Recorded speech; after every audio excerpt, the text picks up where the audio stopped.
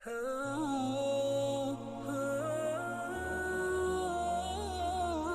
اللہ صلی اللہ علیہ وسلم نے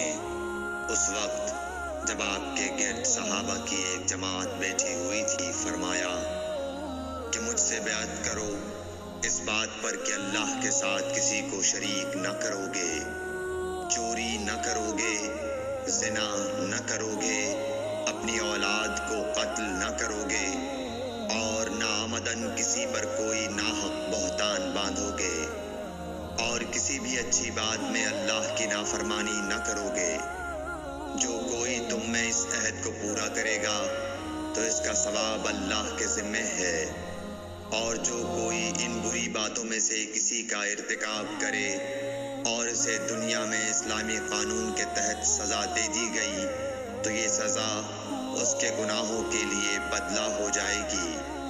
اور جو کوئی ان میں سے کسی بات میں مبتلا ہو گیا اور اللہ نے اس کے گناہ کو چھپا لیا تو پھر اس کا معاملہ اللہ کے حوالے ہے، اگر چاہے معاف کرے اور اگر چاہے سزا دے دے۔